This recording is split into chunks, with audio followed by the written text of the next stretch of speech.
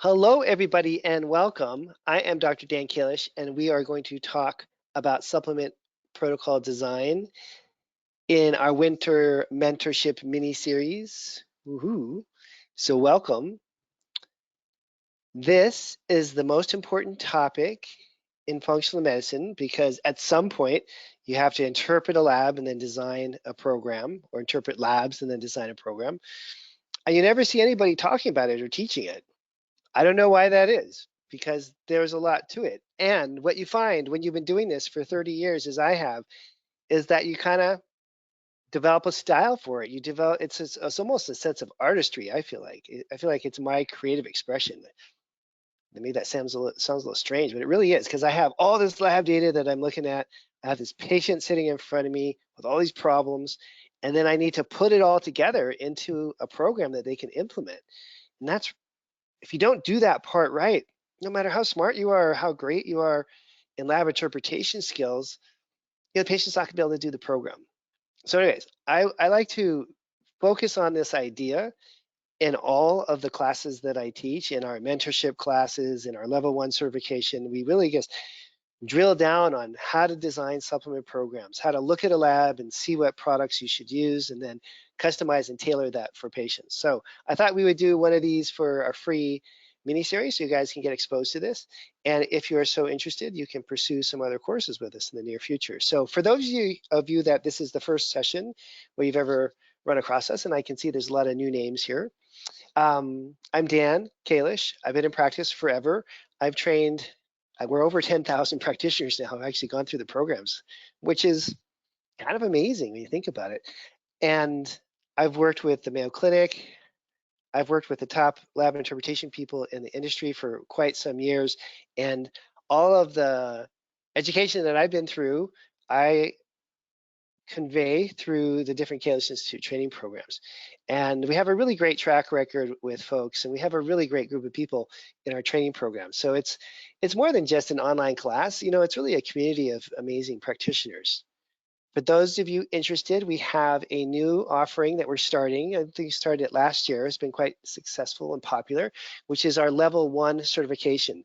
So that's an introduction to functional medicine. We look at adrenal hormones, female hormones, organic acids, and GI testing. It takes place over the course of a year. There's a series of these 4 different courses which you string together, and that gives you a general, broad view of what we're doing in functional medicine. So this is super popular. If you're interested in doing it, you can save $1,099. We're just signing up the 2025 cohort right now. And this is good, offers good for like another week or so till the 24th. So you can scan that QR code. You can talk to our sales team about what level 1 certification really means if you're interested. And it's protocol design intensive, right? Interpret a lab, design a program. Interpret a lab, design a program.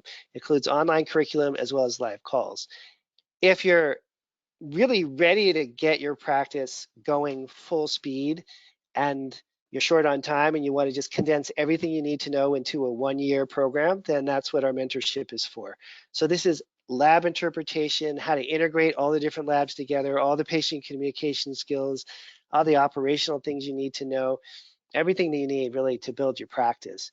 And so we are also coincidentally starting one of these groups at the end of this month, and that is a 1-year, much deeper exploration of the whole process of starting a functional medicine practice. You still get a discount there. You can still talk to our staff. And you know, for those of you interested, sign up, because we're just filling up for our mentorship class. And the certification level 1 is a little more flexible in that you can take those classes one at a time, or you can do the whole thing. With the mentorship, it's a one-shot deal, okay? So now we talk about, oh, and you're welcome, just for the format, for those of you that are new, you're welcome to type in a question, and let's see. Yeah, you're welcome to type in questions, and I will, if possible, answer them as we're going through this. And this is not like a preset lecture like I usually do. This is a little more of a brainstorming session where I'm trying to convey these things. But I do have slides to kind of remind me to stay on track, okay? But feel free to just type in your questions as things get provoked here. So number one, secrets of the masters. This is not me, this is my teachers. I'm not a master yet. I'm working on it. Maybe another 15 years and I'll be there. But there's 3 different steps to really get these programs designed well. You have to have good product skills. You really have to have, a lot of training in clinical nutrition. And a lot of people coming into our profession now don't, which is fine. If you're a nurse practitioner or an osteopath or a medical doctor or a chiropractor or an acupuncturist or whatever you are, and you just haven't had a couple of years of clinical nutrition training, then you gotta kind of get on it and do that. I probably spent 5 or 6 years doing that in the early part of my career, and there's a lot to learn about how you use B6 and why it works so well and all these things. So you really have to understand the tools that you're using by doing clinical nutrition training, and then you need to understand the lab interpretation part. You can kind of, well, anyways, the lab interpretation part to me is really the sort of secret sauce in all of this, and have the ability to design a lab-based supplement program that is tied into lifestyle changes, because functional medicine at its core is really about lifestyle change. And then the next level of sort of a mastery is how to sequence programs. That always trips up doctors a lot. Do I do this one first? Do I do the gut first? I don't know. Do you? And if you do the gut first, are you going to treat the microbiome first, or are you going to treat that giardia first? And if you don't do the gut first, are you going to do the mitochondria or the brain? You're going to address their long COVID or their toenail fungus, right? So are you going to deal with symptoms? Are you going to deal with labs? Are you going to do lifestyle? There's a lot to think about when you're sequencing a whole series of programs, okay? And it's not always self-evident. And a lot of times practitioners do the exact right thing in the wrong order, and it doesn't work, which is frustrating for everybody. So again, products, understanding your clinical nutrition, getting your clinical nutrition education down, program design skills, which we're talking about now, and then more on the level of sequencing. So in terms of not being sure where to begin with protocol design, I have a system that I developed myself a long time ago, longer than I'd want to think about, 20, 25 years ago. And I've followed this system for a while, and I've taught it all this time. And it's not something that you have to be wed to or stay doing forever, but it's not a bad place to start if you don't have a system already. Okay, and that is looking at the body as having 3 different primary systems: neuroendocrine, GI, and detox, and treating the systems in that order, starting with neuroendocrine, then moving to GI, and then finishing with detox. Now, a lot of people would say, and I would agree, that detoxification is sort of the problem of our day and is the most important thing for most of our patients. But it doesn't mean you have to do that first. Other people would argue that the GI microbiome is for sure the most important thing for every single patient. I kind of agree with that too. But that doesn't mean you need to start there or should start there. And it doesn't mean that you're going to get the best results if you start with GI. In fact, you won't. And if you start with detox, you're going to have a lot of side effects and problems. How do I know that? Because I got trained, Dr. Leibowitz, Dr. Timmons, they all spent decades figuring out that starting with an aggressive detox program is a bad idea. That history goes back to like the 1970s and 80s, okay? And starting with GI, that's just kind of a sucker move, because we have to start with the lifestyle and the de-stressing and the starting to get the inflammation under control. You go right into these GI treatments, people just aren't ready for it until they've cleaned up their diet and taken care of a few other things. So starting with the neuroendocrine programs gives you the time in this overall sequence to do the basic lifestyle factors, maybe work with the stress response in the adrenals or the brain a little bit, get things tuned up on the neuroendocrine side, brain and hormones, and then hit hard for the really important things when the patient's ready, which would be GI and then eventually detoxification. You're much more likely to get fewer side effects and better results if you treat in a sequence like this. Now, you may make up a different sequence. You may be like thyroid first and then this and that, but as long as you have a consistent sequence where one thing feeds to the other and you're minimizing side effects and maximizing the potential of each thing working, then you're gonna be in good shape, okay? And then I just have some general guidelines that I think you should have on the basics of clinical nutrition. You should have like around 45 products, not like 200, but you should have like 45, maybe 50 products, maybe 51. that are just the must-haves that you use all the time. And you should be really familiar with exactly how they work, why they work, and very importantly, you should be able to explain them in detail to your patients. So you don't want to get caught out using DHEA and then the patients say, oh, well, why am I taking the DHEA? You're like, oh, that's a good question. I didn't really memorize that yet. Or pregnenolone, my favorite supplement of all time, pregnenolone, also referred to as pregnenolone if you're mispronouncing it, but pregnenolone, hands down the best supplement. Yeah, I don't know, top three anyways, top three supplements of all time that I've ever used. And you need to be able to know how to prescribe it based on the labs, know how to dose it, know how to problem solve when things go bad, and really understand how to explain it to a patient and why they're taking it, what it's for. And so it's not an infinite number of things you need to do this for, but around 40 to 50 are going to be pretty critical. When you see practices that have in their standard apothecary like 200 or 300 products, usually there's some confusion and not a really clear model. You know, if things expand out too much product-wise, then practices get a little wobbly and not so stable, because it usually means that there's not really a clear direction. If the practitioner is using 300, 400, we see practices that are using 400 plus products on a regular basis. And it's really hard for your staff and everyone to understand what's happening when you have that volume of different things going on, okay? And if you have a body system model where you're working with the same primary systems over and over again in the beginning at least, then that allows you to curtail your product usage down to these 40 or 50 things. So I suggest all of you just make up your own list, right? Write up a list of 40 or 50 products that are going to be your core go-to supplements, and then start to think about how those can each be built into different types of protocols. So like, for example, this came up in the mentorship class recently. You can use a single product like CoQ10 for what? Well, for beta oxidation or citric acid cycle or glycolysis type problems. So things to do with fat burning, carb burning, or energy production. All those mitochondrial related issues, CoQ10 works great. You can use CoQ10 to equally great effect when the person needs more antioxidants, especially if their lipid peroxides are high and they have a lot of oxidative stress hitting their lipids, because CoQ10 is sort of the most amazing fat soluble antioxidant you can imagine. You can use CoQ10 when people are just exhausted all the time and you want to have control over inflammation and a reduction in oxidative stress. So if you have 40 to 50 products and you pick the right ones, then you can often have a single product that can be used in 5 or 10 different types of protocols once you understand all the mechanisms of action of it. And then, very importantly, you need to have a 1 or 2 minute explanation for each product so you can explain it, not in excruciating detail, but in enough detail that the patient feels like you know what you're talking about. And let's see. I'm going to skip around these slides again a little bit because they're make this a little bit more of a flow. And you guys should fire away some more questions. Not too many questions coming in yet, but so here's my list. What the heck? I'm just going to show it to you. Neuroendocrine products that I use.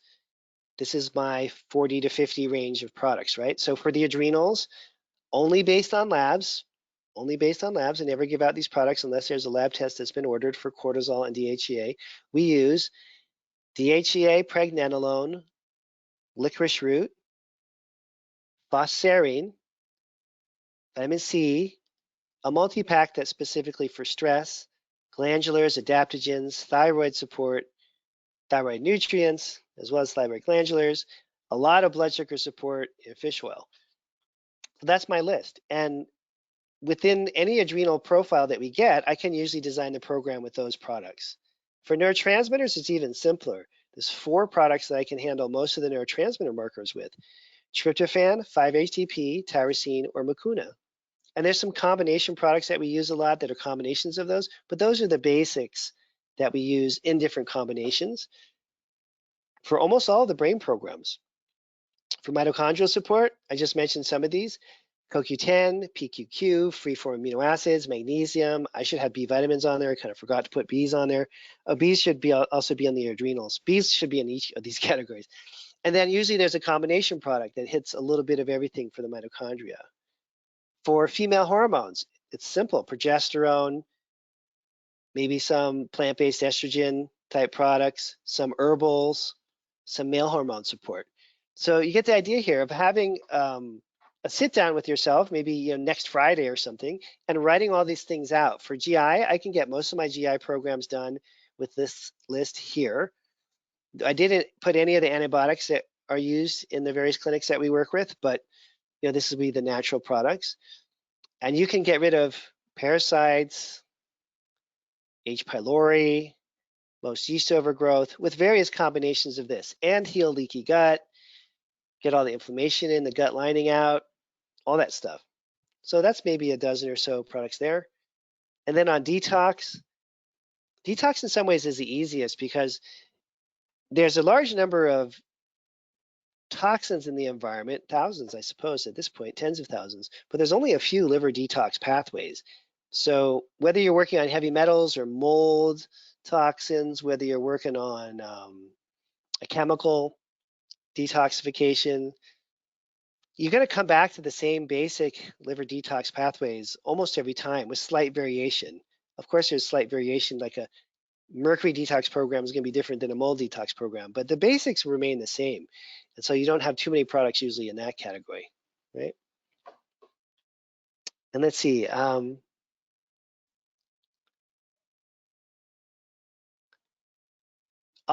do another couple minutes and I'll go look at some of the questions that have come in, okay? Because a bunch of you sent some questions in. And keep firing in more questions if you have them, right?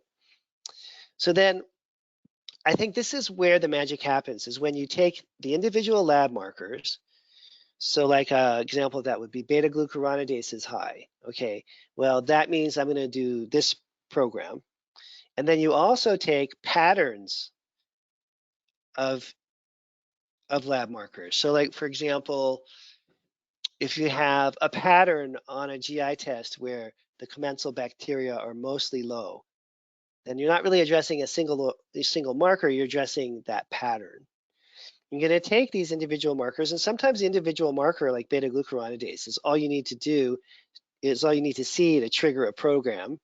And in other cases, you need to see a whole pattern. Like if you saw on a GI microbiome test, one or two commensal bacteria low, that may mean absolutely nothing. It could just be that there's others that are making up for it. But if you see a pattern where everything is skewed low, then you know that you have a problem with that, right? So we're looking at individual markers and patterns, both.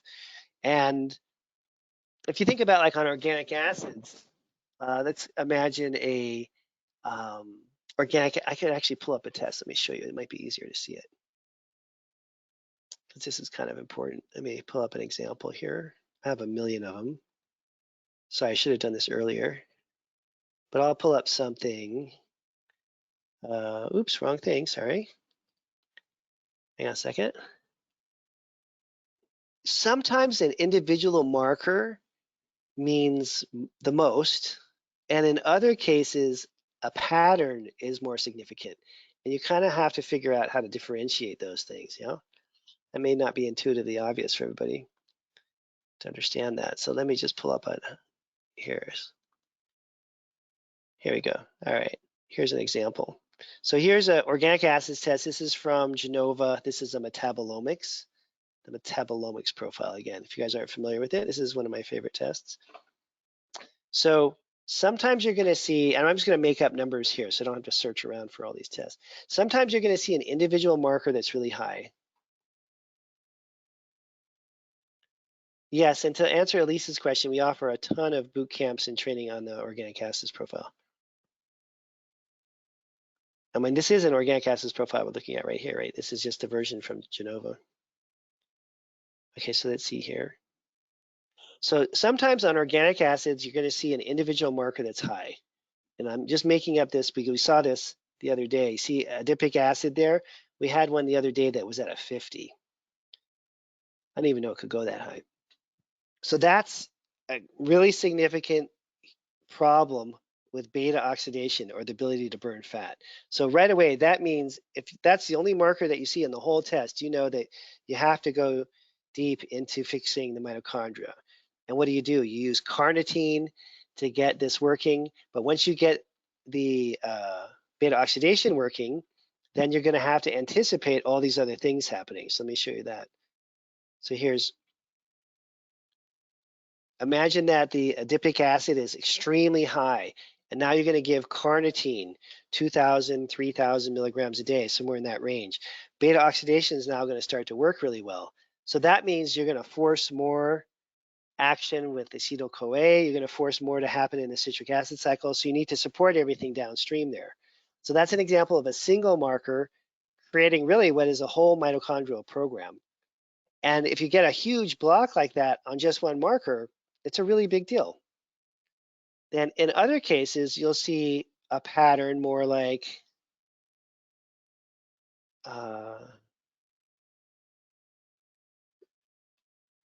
here, yeah, I'll show you. We could do it with what's a good example? It's probably down here. Sometimes you'll also see a pattern. This happens frequently. Let's just show you stuff that happens a lot, where every single one of the detox markers is high. Okay, so it's not a single marker that you're going on, but now you know very clearly that there's a problem with environmental toxins building up. So based on that series of markers, you still are just going to do one program for detoxification, right? So sometimes there's a pattern, sometimes there's a single marker. And again, like with my adipic acid example that we had earlier this week in class, sometimes that individual lab marker is actually showing something that's more significant than a whole series of markers that are slightly askew. So you got to kind of figure that part out, right?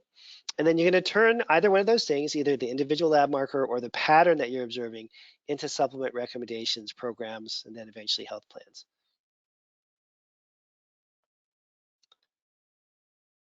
So here, I'm again going to skip around a little bit. There's way more slides in here than I could talk through.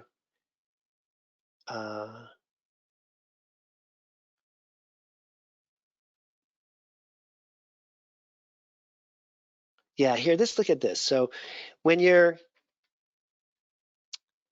this is like the biggest picture one could imagine here in terms of components of program design. So number one, and the most important thing, is that you're looking at what the patient's symptoms are.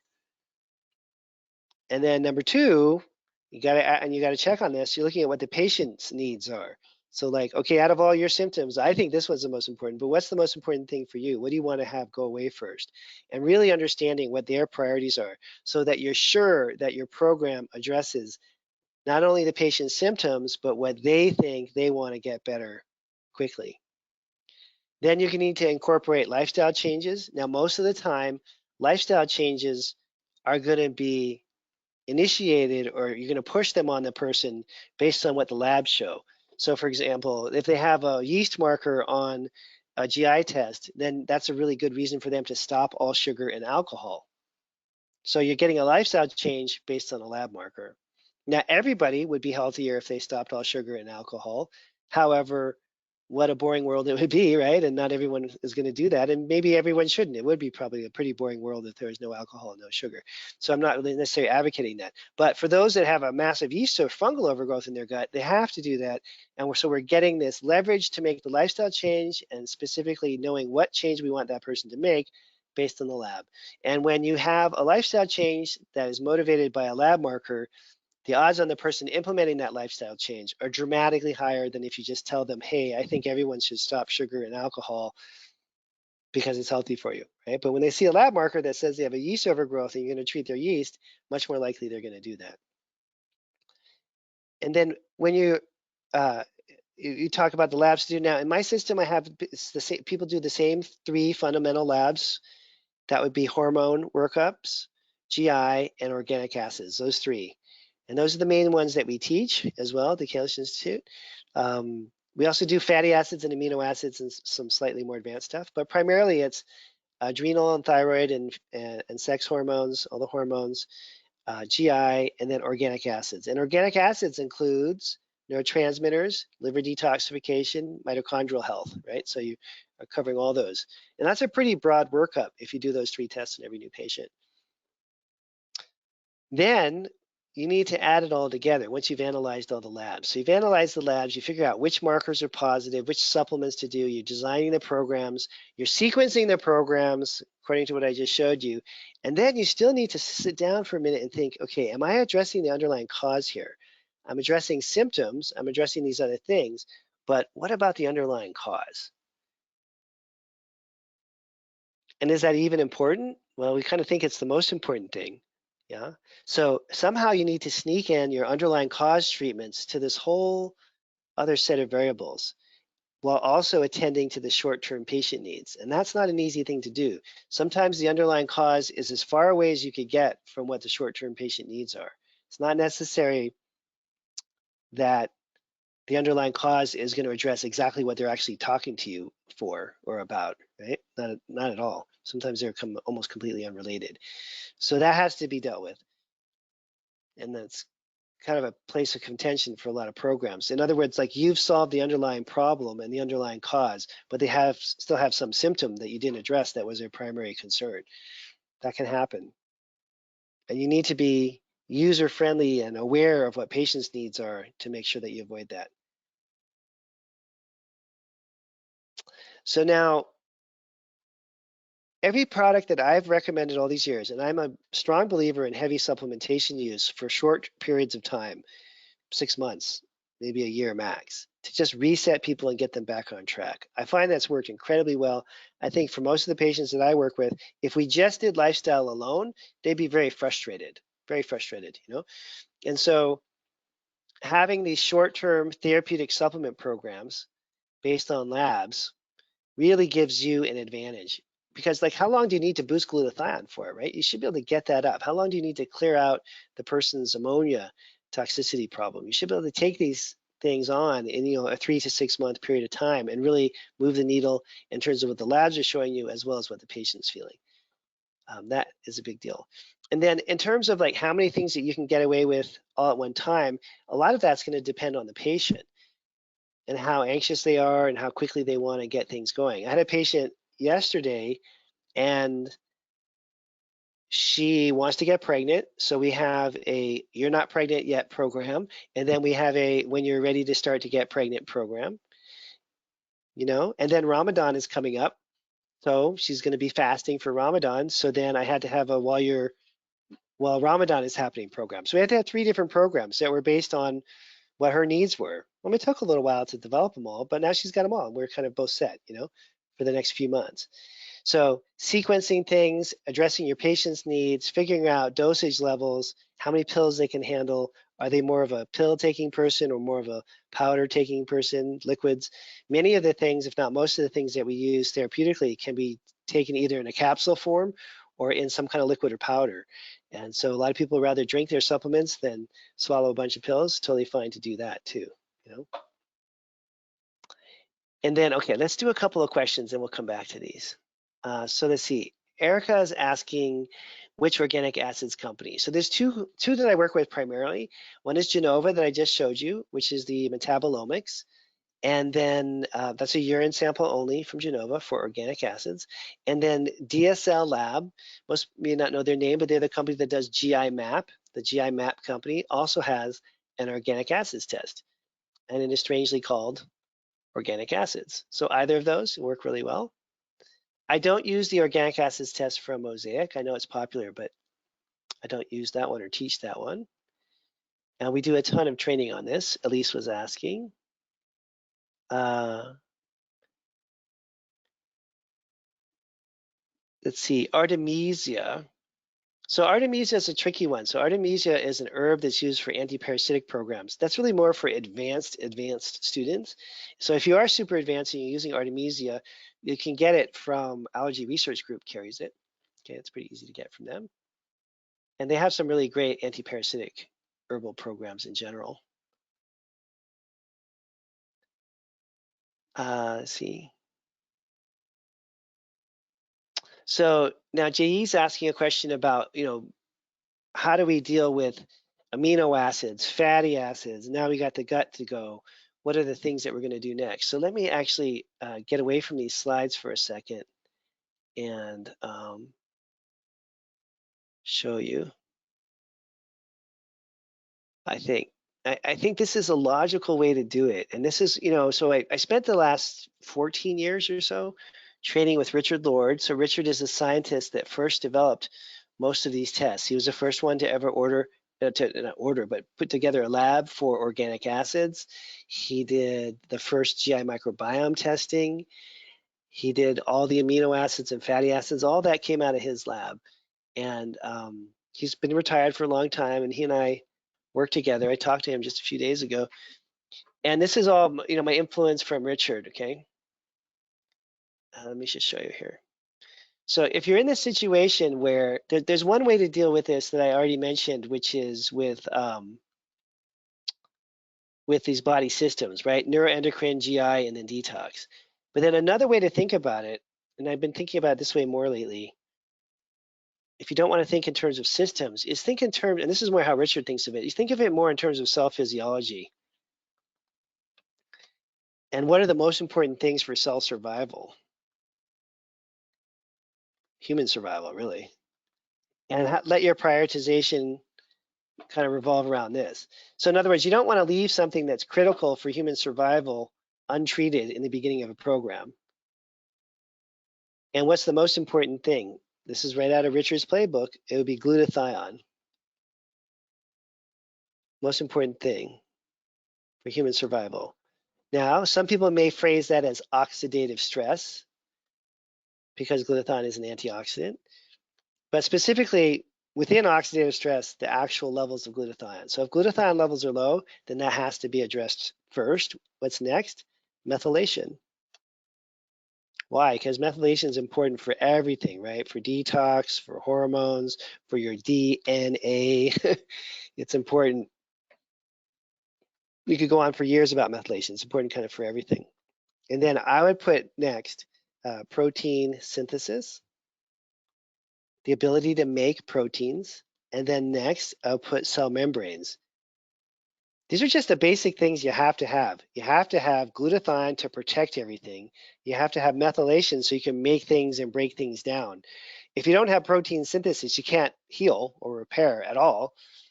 And if you can't build competent cell membranes, then your cells are just shot. So these are pretty foundational issues if you're thinking again about Jay question, which is prioritization of this. But then let's look at the products that are associated with each one of these things. And of course, for glutathione, there's all kinds of lab markers that measure glutathione. In fact, I can just show you some right now because they're right in front of us here.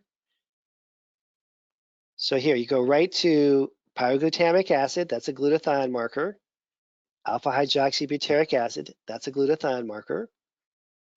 I wish they put them together, but they don't. Just got to deal with it. And of course, oxidative damage is going to tell you about oxidative stress, lipid peroxides, and 8-OHTG. So in Richard's view of the cell and the body and the world, that's the most important thing to check first. And then second, you would zip up to the methylation section and look at the methylation markers. Okay, right there. And if they can't methylate and they're low in glutathione, there's some problems, some really big problems. And then for protein synthesis, you look at amino acids. And if they're low in amino acids, then there's a problem. And for cell membrane repair, no, this lab doesn't have it, but the other versions of this test you can get fatty acids. So it'd be fatty acids, okay? So again, let me just show you on here. It's a good question. Methylation, I just showed you glutathione. You look at the oxidative stress markers and the glutathione markers. Methylation, you look at the methylation section. Protein synthesis, you look at the amino acids. And cell membranes, you look at the fatty acids. And get those basic things sorted out. That's kind of how people heal, right? Is having those things done. So let's see, another question from Dan. I know you like Pure and Designs for Health. Thoughts on Apex? Yeah, Apex is one of the credible, super good quality companies. They have Dr. Karazian over there, who's like seriously the smartest person in the whole field of functional medicine. If you've ever had a conversation with Karazian, you just walk away and your head is just like numb because he's brilliant, brilliant, brilliant scientist. So yeah, Apex is a great company. If you have, this is Erica asking, if you have the ability to do a NutrEval, let me just show you guys here real quick. There's a couple of different options here. So, and I'm going to show you with two different companies because I work with both these companies really closely. So if you're using diagnostic solutions and you want to do organic acids, you can do the organic acids test, which is titled organic acids. See that one? Organic acids profile. That's a urine sample only, and it gives you all the organic acids. Urine sample only. That's the important part of what I just said. Now, if you want to go up a notch and you can get the patient to do a blood test, then you want to do the omics. The omics includes all the organic acids. Make sure you get the plasma amino acids done on that. Everybody makes this mistake. You can do the urinary amino acids. You don't want that. You want plasma amino acids if you do the omics, okay? So omics is organic acids plus a blood draw. Make sure you do the blood draw. Check that little box that says plasma amino acids. If you don't check the box, you're going to get the urinary amino acids, and that's not what we're shooting for. Now, if you're using Genova, and which one do I prefer? That would be like forcing me to choose between a BMW and an Alfa Romeo. My head would just short circuit. I'd be like, I don't know. I just want both cars. Both great companies. They're both great car brands. You can't really differentiate based on quality or anything because they're both really good. But if you're doing Genova, then you would do the metabolomics, which is urine only, okay? And if you want to do the blood plasma amino acids, then that's called the NutriVal. But make sure if you do the NutriVal that you check the little box that says plasma amino acids. It's a bummer when people don't check that box and it comes back with the urinary ones. You want to always do amino acids with the blood, okay? That's what we're measuring. That's how everyone measures them. That's the, you want to see what's circulating in the bloodstream, not what the person's dumping out. Because you're trying to see a real-time assessment of what the cells are being exposed to. So the urinary level of an amino acid is what your body decided, I don't need this anymore, and is getting rid of. The blood level is what your cells are seeing on a moment-to-moment basis. We're looking at cells. We want to see what the cells are doing, not what your kidneys are up to in terms of getting rid of stuff. So the plasma is the way to go, okay? It's a little less convenient because you have to do a blood draw, but that's the way it goes. And let me just show you guys, since someone else asked about this too. We've got, do we have, yes we do, classes coming up. And here we go. Coming up on the horizon, I'll show you, we have, and I'll show you the little discount things again for those of you that came in late, all right? We have a couple different things here. We have, sorry, my computer's a little goofy here. There we go. So we have level 1 certification starting, and we have a mentorship starting, both within the next couple weeks. And then within that level 1 class, adrenals, GI, female hormones, and organic acids. Okay, so that makes up the year of the level 1 certification. A couple months on adrenals, couple months on GI, a couple months on female hormones, and a couple months on organic acids. We also just started a class this week. I don't know if it's too late to get in it. I don't see it on the website anymore. Oh yeah, look, it's still here. If you guys are just like anxious to learn everything you ever want to know about the microbiome, then we have a class on the microbiome that started yesterday, but you can still get into it.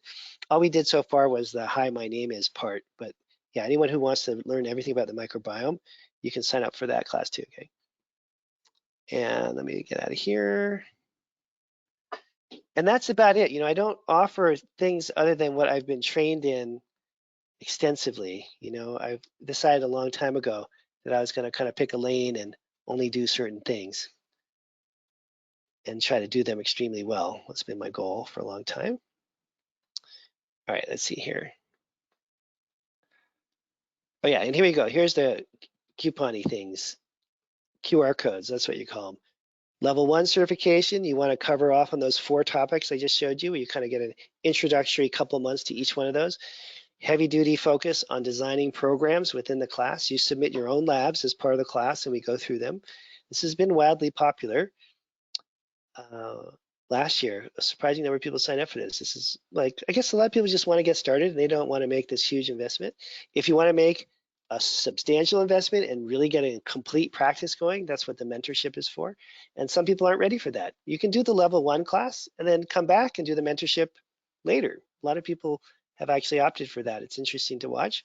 People kind of ease into this and get familiar with the concepts. And in fact, I think the people that have done level 1 do better in the mentorship because they get the basics of what we're trying to talk about, and they can get more out of the mentorship in some ways. So it depends on you know, your finances and how much energy you want to put into all this stuff, okay? Oh, and then this is a great question too, from Ari, for Richard Lord. It's worth the $300 to buy his book called Laboratory Guides to Health. It's available on iTunes as an Apple book or whatever you call it, or Apple Books, I should say. Apple, you can buy it through Apple. So you can also buy it through Google. So the book is called Laboratory Guides to Health, Richard S. Lord. It's around $300. It's 1,400 pages. It represents the sum total of huge amounts of knowledge from experts that you cannot even believe. He and I together worked on the book for maybe 3 or 4 years pretty intensively, you know, twice a week, talking about things and reformulating it. And it's been updated entirely in the last few years since he and I started working together. It's got a massive section on the microbiome. It's got a massive new section on organic acids. Those are the two parts that he and I did together. And then, I mean, it's everything in the world on functional medicine. So, and yeah, so we have a lot of dietitians. You know, this class that I just started this week, it was like half dietitians. So yes, Mariana, you can join us as a dietitian. In fact, that seems to be a popular thing right now. We had the most dietitians and nutritionists in this group we started yesterday that I've ever had. I'm not sure why. Okay, now here are the 9 fundamental programs. And again, these are just like aspirational. I would love it if you guys knew how to do each one of these programs. You could look at labs and say, I got this. I got adrenals, thyroid, neurotransmitters, mitochondria, sex hormones, both male and female, microbiome, GI pathogens, GI organs, detoxification, and then nutrient replacement's easy. Like you're low in vitamin D, you take vitamin D. That's not too hard. Low in fatty acids, take fatty acids. If you can get these 9 down and then learn how to move them around in different cases, that to me is a super accomplished practitioner in their 5th year, you know, going on to be a rocket star by year 10. And these should be like super comfortable. You should be able to glance at any GI test and go, okay, I got it. There's those organisms over there, that one there. Needs a little bit of stomach support.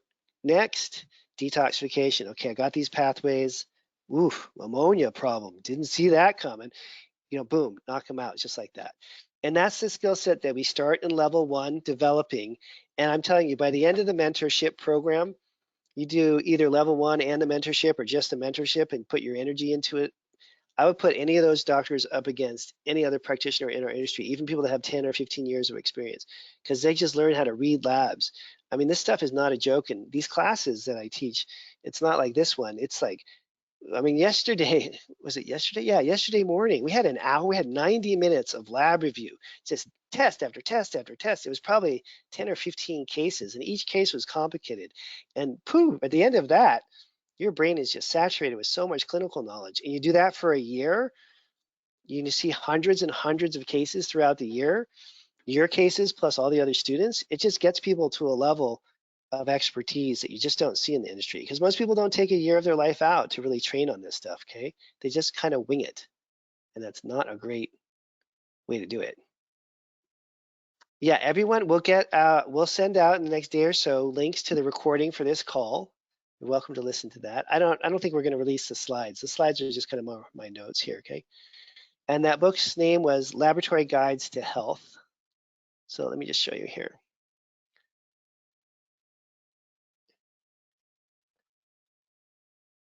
Here, if you go to Google and you type in Laboratory Guides to Health, you see that? Richard Lord. And then boom, see Apple Books and Google Books. There you go. And you click on that. If you buy it from Apple Books, oh, there it is, $299. It's It's like a 1,400-page book. There's a lot in here. Okay. He also has other shorter ones that are cheaper if you want to buy a shorter book. They're all in this Apple bookstore here. But just it's worth the $300. Just save up some money and get the whole thing. It's an online book. It's not a physical book. Okay. And the reason why it's online is because he has it linked. So there's 4,000 scientific studies in this thing that you can click on. So when you're in the book and you're reading about glutathione, he'll list out all the studies he's referencing. You can click on the link and it takes you to the study. So it's more than a book. It's sort of like a journey into the science of functional medicine. It's pretty cool. And it's not something you read cover to cover ever because the writing is so dense. You have to read a paragraph, put it down, have a sip of wine, come back to it in an hour. It's extremely dense. There's a lot of knowledge in there. He's in a very peculiar writing style.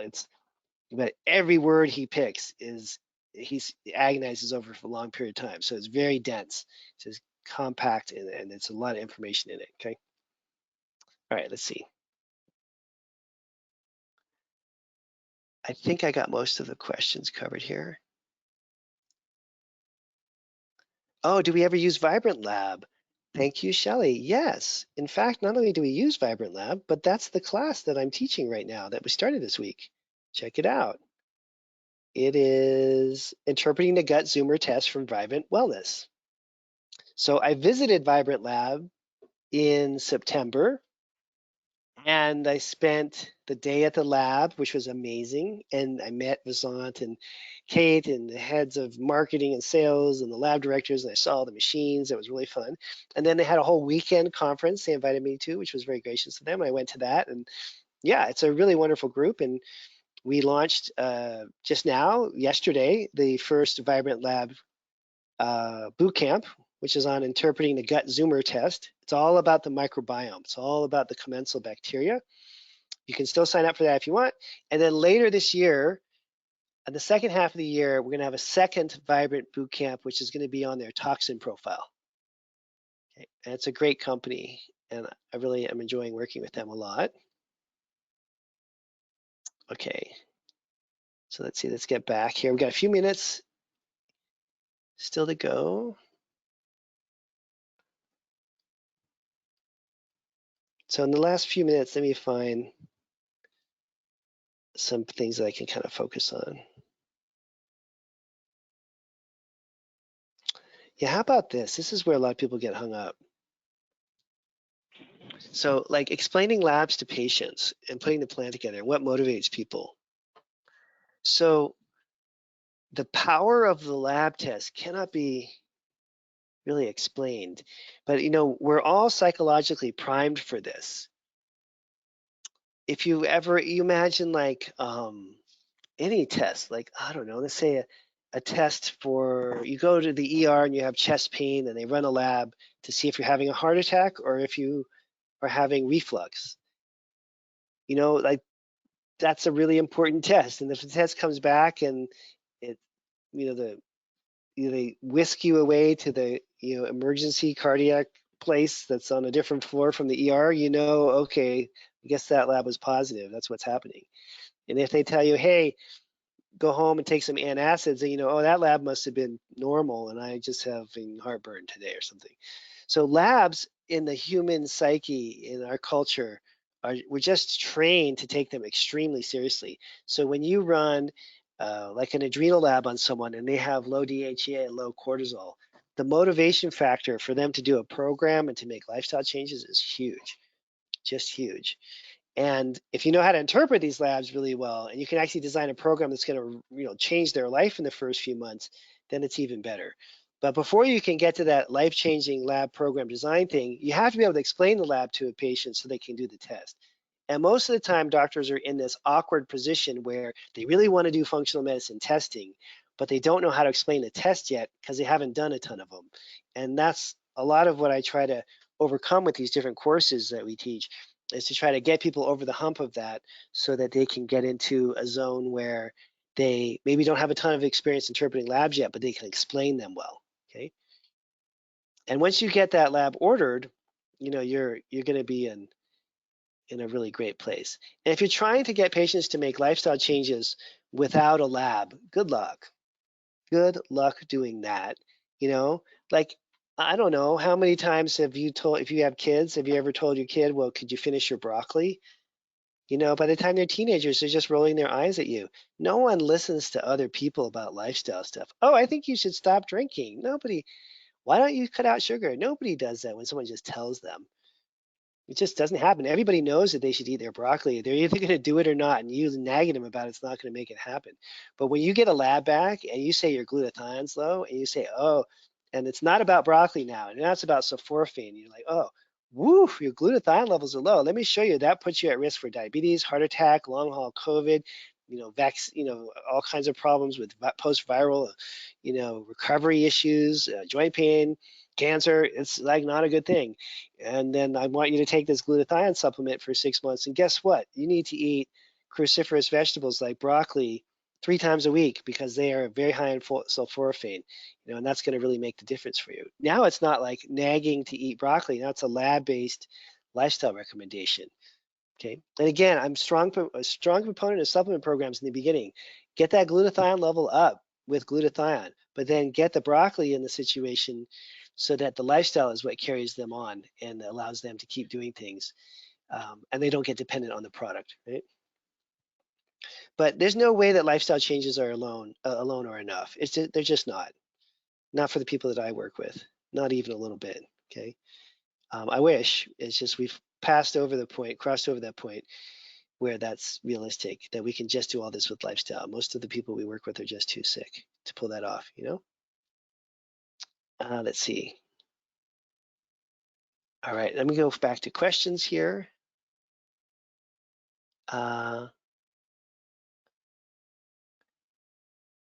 Yeah, so then John is asking about genomics, nutrigenomics. So if you think an organic acids test is motivating, like a genetic screening test motivates people even more. So I think at the highest level, and this is what I'm trying to do in my practice now, is if you can combine the genomic testing with the metabolomic testing, then you have a really amazing combination. Like this just came up the other day in one of the level 1 classes, was the patient had a positive genetic profile for the whole MTHFR I can't methylate problem, right? And then the practitioners were like, oh, what did I give them all this methylation support? And I was like, I don't know. Did you run their methylation profile to see if there's a problem there? She's like, no. So now we're going to do the methylation profile. And if you have the gene for a defect, you may or may not have that gene expressing. But if you see the person's got MTHFR, blah, blah, blah, and that's a problem, and you look at the methylation profile, you see there's a problem there, then you've nailed it, and you really know exactly what you need to do. So I think genomics is one of the more powerful tools if it's combined with actionable tests like metabolomics, right, where you're seeing, is that gene being expressed or not? Let's see. Which test would you start with and progress with for long COVID? So we had a long COVID case yesterday. I don't know if I have time to bring it up or not. Let me see. Well, let me just talk through it. So with long COVID, there's many different manifestations. Some people have long COVID plus GI problems. Some people have long COVID in a form of neurological pain. Some people have it's just depression. Some people have an autoimmune variation of it. But what everybody that has either long COVID or a post-COVID vaccine reaction, post-vaccine injury, they all have in common is the mechanism, right? Which is that there's been a problem with the spike protein, there's been a problem with inflammation in the blood vessels, and oxidative stress that's just completely gotten out of control. And so you would want to do the metabolomics testing or organic acids because that looks at, what's that list I just showed you guys? Hang on a second. Let me pull that list back up. See, this is a great thing about functional medicine is it always ends up being kind of the same thing. Remember I was just saying the cell physiology, the most important stuff for survival? Glutathione, It's a problem with most of these long COVID people. Oxidative stress through the roof. Methylation maybe not working. Protein synthesis probably not, where it should be because they can't heal and repair. And cell membranes, absolutely. We think about fatty acids and all the inflammation they're going through. They're going to have problems with all of these areas. So on a typical long COVID test, you're going to see high oxidative stress markers, high lipid peroxides, low amino acids, B vitamin deficits, major problems with glutathione, and so on. In addition to doing that, you want to test their gut because there's a variation of long COVID where it impacts the gut bacteria and there's a severe dysbiosis and those kinds of things going on. And then you want to check the adrenals because the adrenals, to a large extent, are regulating the immune system in terms of looking at secretory IgA and the immunoglobulins in the mucosal tissue. Okay, so it goes back to the same three tests, right? Adrenals for the mucosal tissue, strength and integrity of the immune system in the mucosal tissue, so bugs don't get in the first place. Obviously, if your mucosal tissue immunity is strong, you can, you're not going to have as big a problem with the various infections that we're exposed to. The gut, because there's just a lot of research showing that long COVID people, I think it's one of their top complaints. I forget all the stats now, but it's very common for them to have gut-related issues. And then the metabolomics is like the essence of it all. Okay. And we do have some long COVID protocols that I use in the mentorship that are more advanced. I wouldn't give them out, but if you guys sign up for some of these more advanced classes, you get access to that stuff. Okay. Okay, so now this is Monique, and we had maybe the last question here. So Monique is asking a great question, which is which GI test do you do? So there's 4 companies that I work with quite closely. Doctors Data has a GI 360, and Diagnostic Solutions, I showed you those guys already. They have the GI Map. Genova, which you all know, has the GI Effects. And then Vibrant, which has the gut zoomer. Here's Doctors Data, and they have the GI 360, which they're kind of famous for. Here we go. GI Effects from Genova, Gut Zoomer, and GI Map. So each one of those has strengths, and each one of them can be used in slightly different situations. But for the most part, what I see most practitioners doing is picking 1 or 2 tests from different companies that they use the most frequently. Now, which one would you choose? I don't know. It's almost impossible. I really honestly don't think it matters because between Gut Zoomer, GI 360, GI Effects, and GI Map, each one is giving you as much data as you're going to need to get a case started. Now, some of them may have more commensal GI markers. Like I think the GI 360 has over 50, the GI Effects has over 20, the GI Map has maybe like a dozen. Some of them have more PCR for parasites and bacteria. Some of them have PCR for H. pylori, some have antigen for H. pylori. So there's subtle variations within each of these tests, but the overlap is almost complete, meaning that I don't really, if someone said, you have to choose one of these, it would be a toss-up as to which one of these I'd want to use the rest of my career. And they're all very good companies. I know all the educators and even owners and CEOs of each of those companies. They're all trying to do the best they can to deliver you a really good quality test. And they're competitive with one another, so their price points are pretty similar. So you're usually not going to find one that's like half the cost of the other. So you can kind of pick a lane. And I think, honestly, a lot of it comes down to the test format, what the printout looks like, how you feel about their customer service and their website, and just sort of practical things like that. I don't think you're going to be able to distinguish between them based on the quality of the testing. It's more the little kind of superfluous type things that are going to make a difference. All right, so I'm going to wrap it up now. For those of you that are interested, you can check out our coupon codes here, and we have a couple of them. Let me find it. We have, for those of you that want to do the level 1 certification, you get a huge discount. So scan that. You'll also get an email with this info in it. If you want to do level 1, you get $1,000 off that.